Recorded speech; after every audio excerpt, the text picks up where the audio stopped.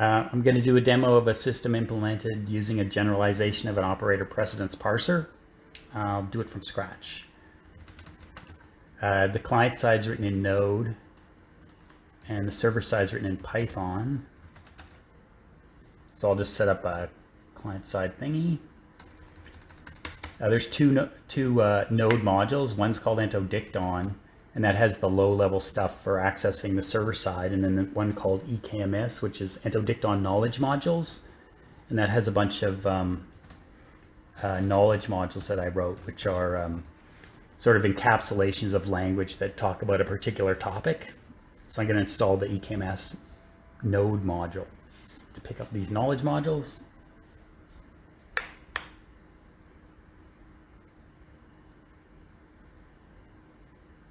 Okay, we'll check out the code now.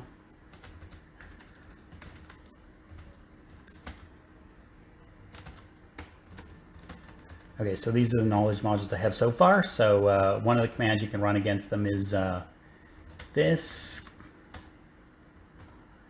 and that'll print out metadata about the knowledge module.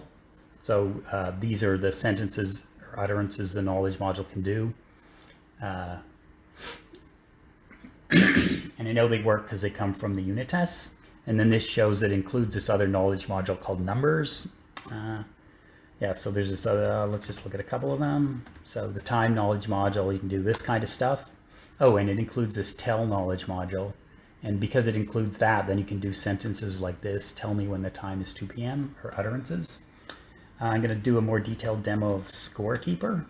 So we'll look at the metadata for that. It's a knowledge module for keeping score in like a card game or a dice game. These are the kind of utterances it can do. So I'll just demo that, and then I'll show the source code so we can see how the the generalized operator precedence parser is configured and how this all works. So Scorekeeper minus, so I'll run it in looper mode, start a new game. So start a new game, the semantics of that cause it to create a motivation, or a couple motivations, where it wants to know the winning score and who the players are. So we're just going to tell it who the players are. And so then this is the response to our statement of who the players are. So it says the players are Greg and Jeff. And then this utterance came out because it's still motivated to know what the winning score is. So I'll tell it that. And it knew that Greg and Jeff referred to players because it was motivated to look for that kind of thing. Oh, and I should also say Greg and Jeff, it's never seen those words before. So it just figured it out because of that, because of the motivation. So we'll do Jeff got 10 points. So I wrote it so whatever order you say the players, that's the order they go. So, oh, it detected it was the wrong player. So I'll do Greg got, and then it said, oh, Jeff is not the right player. Why did it ask for the winning score? Oh, I forgot to tell it what the winning score is, 100 points. So now we'll do Jeff got 10 points. Next player is Greg, not Jeff. So it didn't show the motivation that time because it's already figured it out. So we'll do Greg got 5 points. That one has no response. Jeff got, I mean, I could have written it with a response, but I didn't. Got 110 points. And then that statement had a response because Jeff is the winner. Hurrah. So let's go look at the source code for this thingy. Okay, so what we're doing, so this file defines all of the code that implements that knowledge module. It's not fully detailed like a shipping product, but I did enough details so you could see that you could do that if you wanted. So what, 375 lines. So let's look at how the config is set up. So the first part is we need to define, it's an operator precedence parser, so we need to define the operators, what their arguments are, and what their priorities are. So that's done doing this kind of thing. Yeah, so we'll just do start a new game, and I'll show how that's done with this. It kind of looks like a pattern, like a weirdo regular expression pattern, but it's not doing that at all. It strictly just defines operators and their priorities. So we'll start in this most nested one. So these angle brackets are used to indicate an operator. So this one is the operator game. and it maps the word game to the operator game. If you want to specify if you want to map whatever your chosen words, you can use this bar notation, and then they'll map game and jeu. It'll map the words game and jeu to the operator game. But this is just a demo, so I'm not going to get super detailed. Okay, so this creates an operator called game, and these outer things, I think it's called parentheses, map. These are used to tell what the arguments to the operator game are. In this case, it's an operator that takes no args, which seems kind of weird, but it turns out to work like a type system. An operator with no args acts like a type. So that's why. So this sort of creates the type game. So that's that operator. So then we can look at this next scope here, which is new game. So these greater than less than braces mark an operator again. So it works the same way as these to mark an operator, except this is a pass-through operator. So when in an operator precedence parser, when you apply an operator, you get a result, and the result is of a particular value. So because it's a pass-through operator, this is one of the generalizations. The result of applying new to the argument game is going to be a thing of type game, because it's passing through the argument, and not a thing of type new. Oh yeah, I forgot to mention that. So new is the operator. This defines the operator, and because this one is marked in the parentheses, that makes it an arg. And the other generalization is the result of applying an operator is the next level of the operator. So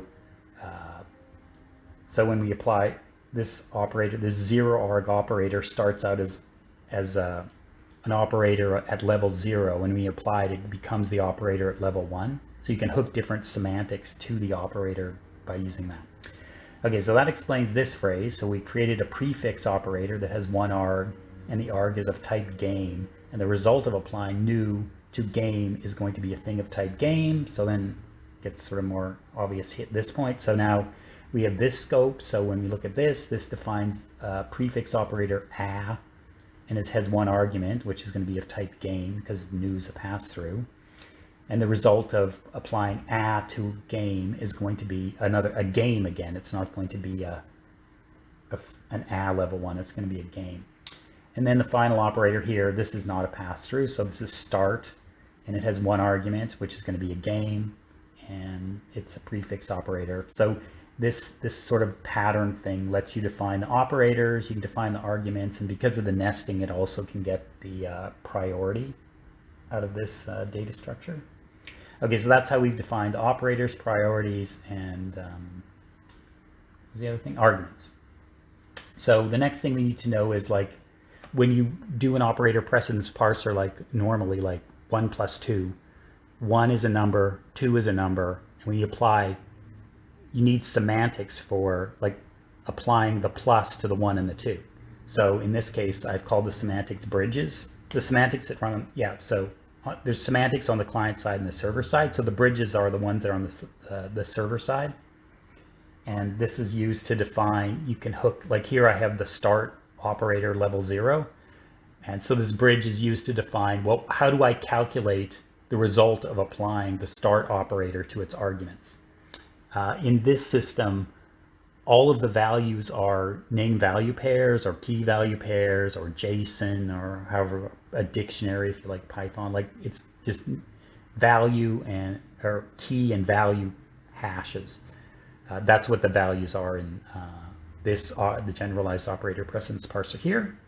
So I called it, so here's how the result is calculated.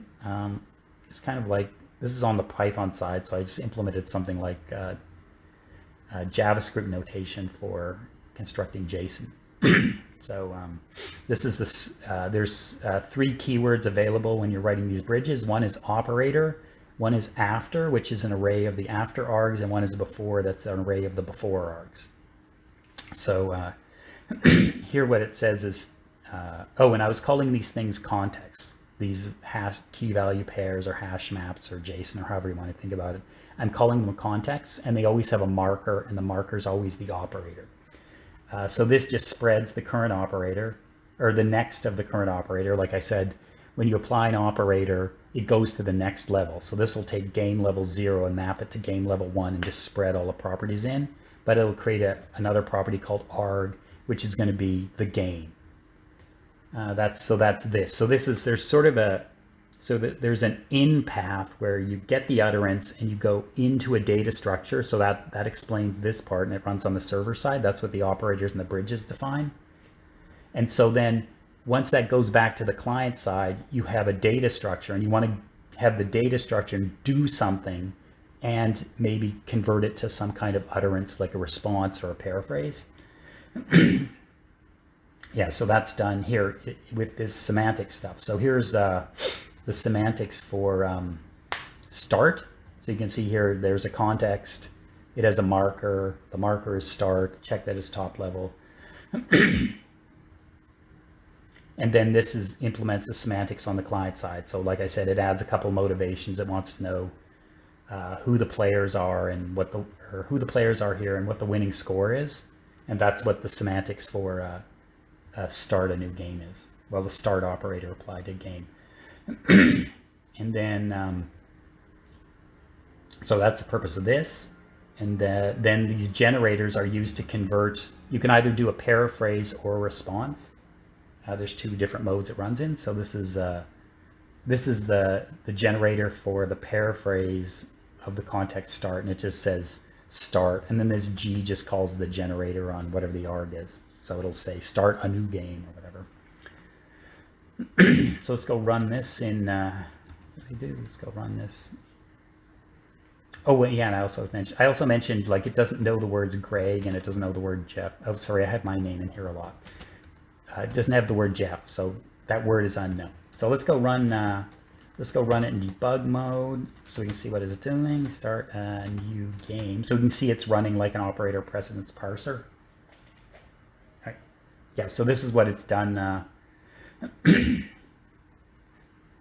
Yeah, this is the paraphrase that came from that generator I showed you, and it has no response. I'll run with one with response in a second.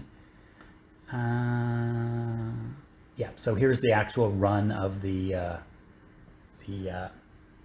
parse, I guess, on the server side, the interpretation on the server side. I was going to call interpretation when you go from the utterance to the data structure, and response when you go from the data structure to the output strings or some action. Okay, so here's what it starts with. Each word is mapped to a context, which has an operator and whatever other properties it decides.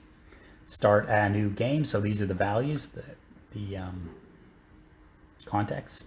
And what it shows here is what argument it decided to process based on the priority, because it's an operator precedence parser. So it picked game level 0 and decided to do that one. And we can see that the result of game level 0 is to get a game level 1. And really this just works like a type system. So it looks kind of trivial. So let's find where it applies start. Yeah, so here's where start is. So it has the start, this is the original input, and then this is the phrase a new game, what it's been processed to. And it's decided here, I'm going to do the start operator at level 0, and the result of applying that is going to be what we said. So it's spread the start operator in here, and then it created this new arg, which is going to be the a new game bit. So you can see it's just an operator precedence parser. Oh, let me show you one with, I'll show you one with a response. So time minus q, what is the time? T.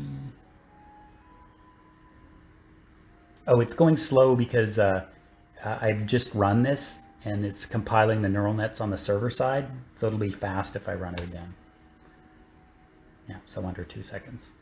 Yeah, so then this is one that shows a response string. So it's used the generator to generate this response string, and this is the generator run in paraphrase modes to generate what is the time string. Okay, so let's show another. So after I did this one about a year ago, and then I wrote more abstract knowledge modules. So I'm going to show the more abstract knowledge modules. So there's this one, properties, which is just to keep track of properties of objects, like whatever, what their names are, or if they have arms or whatever. So I'll just run one of these. Oh yeah, this one it's kind of fun. So properties minus Q. Where was it again? Oh yeah, let's do this one. Doesn't.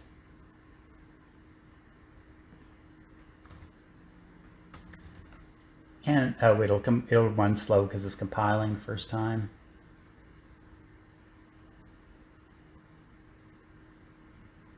Slowish. Yeah, so it's working the same way. So if we go look up here, you'll see there's the parsing info like it had before. And it's paraphrased it, and then this is a response no, so got it correct. Oh, let's do this other one I saw that looks cooler. Let's do this one. Because this is interesting because it has Hannah's sisters, blah, blah. It does possessive form here, and then it does, the question is in the form of who is the cat of blah, blah, blah. No properties, Q. It has the new line in there because there was some ambiguity. I haven't got a feature in the parse, which I will fix.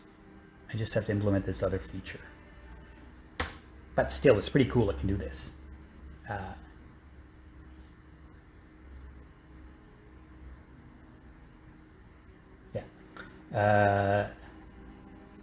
So you can see here it's done the paraphrases. So, what was our sentence again? That. So it has these two utterances. Hannah's sister is Kia. Kia's cat is Cleo. Who is the cat of the sister of blah, blah, blah. So here's the paraphrases for that. There's no response for these. It's just, what it's doing is it's just updating internal data structures there. And then this one's a question, so it uses the internal data structures to get the answer. So let's just go look at the data structures just quickly.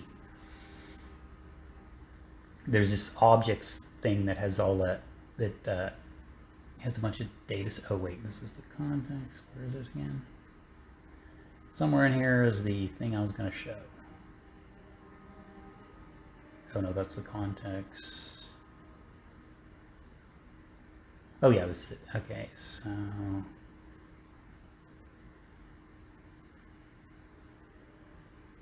no.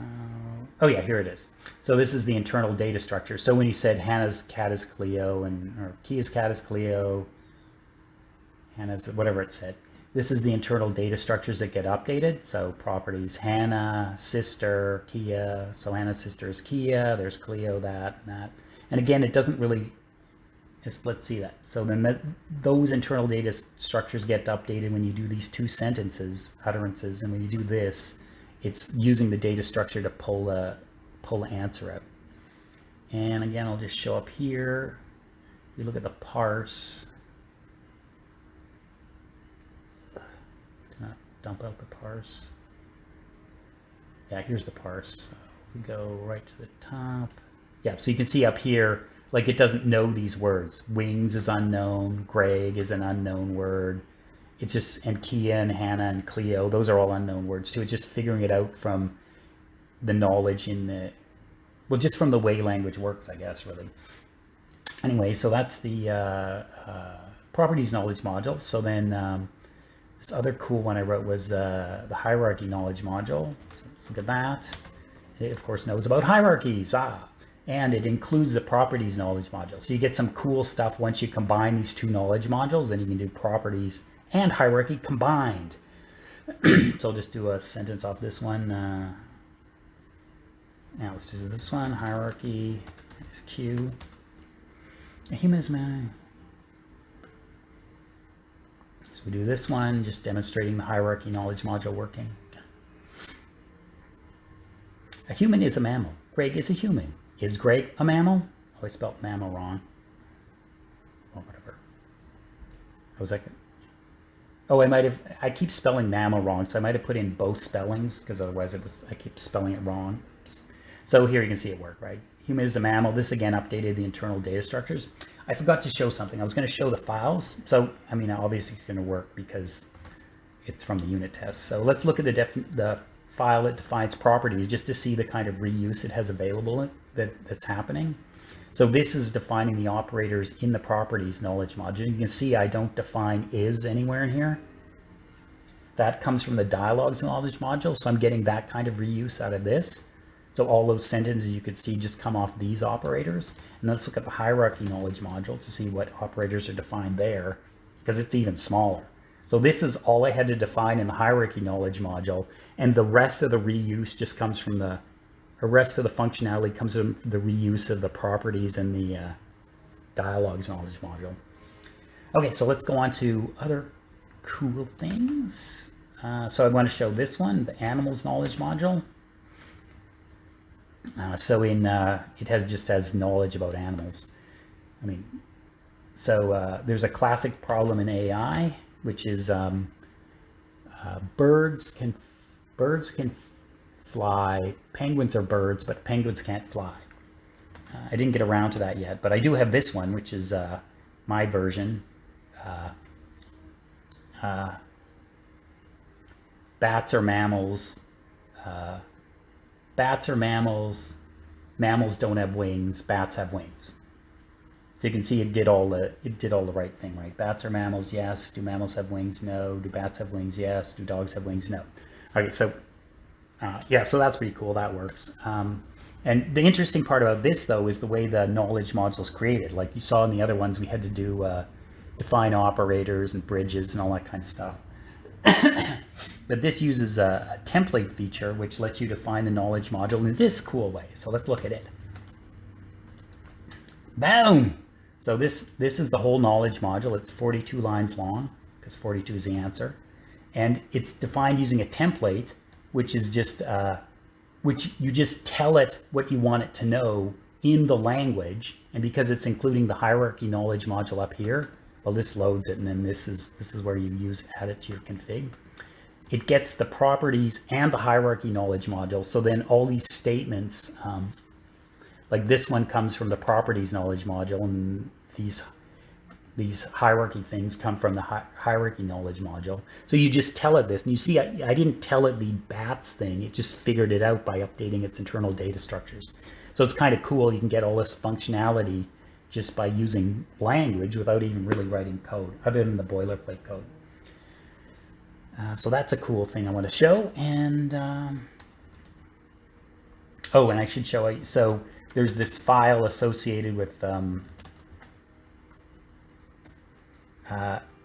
animals knowledge module called instance file.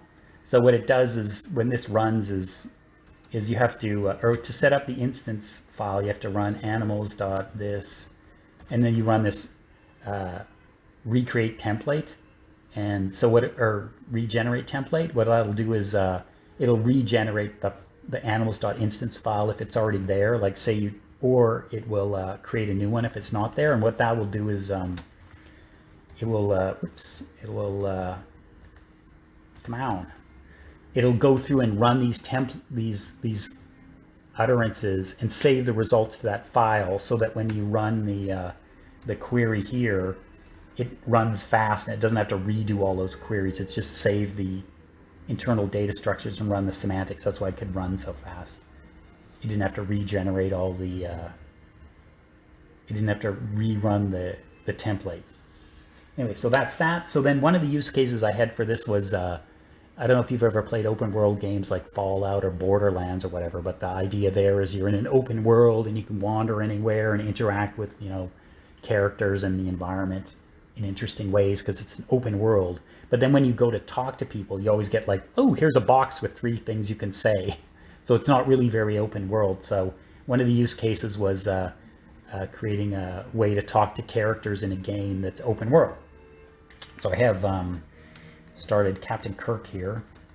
So I'll just demo Captain Kirk. No, Kirk, Q. Oh, let's run Looper mode. So what is your name? I think that works. I haven't done this in a while. Oh, it's slow because it's compiling stuff on the server side because it's the first time I've run Captain Kirk in a while.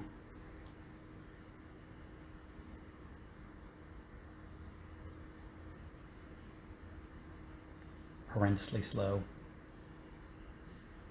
No, my name is Jim. So so you could imagine being in, a Captain Kirk simulator. Hey, what's your name? And you can ask about Spock. Let's do McCoy. Is the rank of McCoy? How do you spell McCoy? And you can, what? Oh, well, that's a bug. Oh, I typed in the sentence wrong. What is the rank of McCoy? The rank of McCoy is doctor. Yeah, so Kirk knows, you can ask Kirk who he is. He knows who he is. You can ask about McCoy. And I also included the animals and all the modules. So you can go, is a bat a mammal? I can't remember how I spelled mammal. Yes! So it kind of shows the open worldness, right? Because Kirk knows about the Star Trek universe, but because I've included the animals knowledge module, Kirk also knows about animals, which is really more open worldy. So let's look how Kirk's implemented, because there's a few cool things here. So I'll just show how Kirk is the metadata. So I made this, so avatar is the thing that lets me Kirk know he's Kirk. I wasn't sure if to call it avatar consciousness, but I went with avatar because consciousness sounded pretentious.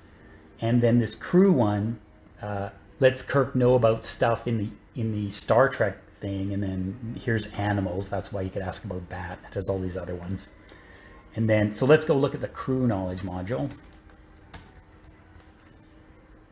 Yeah, so this is the kind of things it knows, the kind of sentences you can do because of the crew knowledge module. And the implementation, again, is using a template. So I already showed you that, but it has some cool little twists. So here's the template, and a couple interesting twists are it uses language to define language. Somewhere in here. Oh, I didn't do that. Okay, I'll have to show that. Yeah, so here's this. This comes from the meta knowledge module, where you can use, you can define one phrase as meaning another phrase. So in Star Trek, you can say arm the photon torpedoes or the phasers or whatever. So the phrase arm the weapon means the status of the weapon is armed. So let's look at how that's done. So I said earlier there's an interpretation phase where it goes from the utterance to the internal data structure, and a response phase where it goes from the internal data structure to some semantics. Okay, so down here in init code is where I define the interpretation, where it's going into the data structure. So I have this code here that will tell the system how to map the phrase arm the phasers to an internal data structure. So once it knows how to do that, then you can define the response part, the client-side semantics, or whatever, however you want to say it, using a sentence like this. So since I've told it how to interpret the phrase arm the weapon, it knows how to map it to a data structure, it already knows how to do this from the properties knowledge module. It already knows how to do that from the properties knowledge module. So then once it can interpret this phrase and this phrase, then means can be used to define the client-side semantics. So in effect, when you say arm the photon torpedo, that'll map into the interpretation for the status of the weapon is armed. So it'll set whatever that does. And that comes from the properties knowledge module. So that's kind of cool. I thought I defined this thing in here. Let me just do here. So I have this other knowledge module, food, Pikachu, Pokemon. Oh, Pokemon. I have this Pokemon knowledge module. I was just doing stuff for fun now. So here's an example of using a, like in Pokemon, you can say fire type or water type or earth type. So this is, I'm using the template to create the phrase fire type by saying fire modifies type. So once it says this, then you can say the phrase fire type, and it'll have an interpretation for that, which works where this kind of sentence will work. I'm not going to show this. I was just showing it to, I mean, you can run it yourself. It's easy. Okay, so that shows the crew knowledge module. So we're looking at the crew knowledge module. So that's where Captain Kirk gets his knowledge about the Enterprise. So then let's look at how Captain Kirk's implemented, because it's kind of fun. And I already demoed the open worldness, because you can ask Captain Kirk about the animals, because I included the animals knowledge module. So let's look at Captain Kirk to show how avatars used. So it's again a template configuration, and the funny thing is the way it's set up is this is, you just tell Kirk, you just tell the knowledge module you are Kirk, and then that goes into the avatar knowledge module, and because it knows about the crew knowledge module, it just knows, or the avatar knowledge module knows how to understand me and you and that kind of stuff. It doesn't do very much currently, but it can do that. So once it knows that, then when you say, who are you? It can use the knowledge from the, or what is your rank? It can use the knowledge module from the, it can use the knowledge from the crew knowledge module about the enterprise and the avatar knowledge module about who the character is to calculate the response. Anyway, so I thought that was kind of cool that you just, maybe one day I'll be in a room with a robot and I'll turn the robot on and I'll go, you are Kirk. And then the robot will go off into Westworld or whatever. Yeah, so that's where I got it so far. I'm still working on stuff. But this demonstrates like how all the cool stuff you can do when you use an operator precedence parser, a generalized operator precedence parser to interpret language. So I'll just stop there. The end.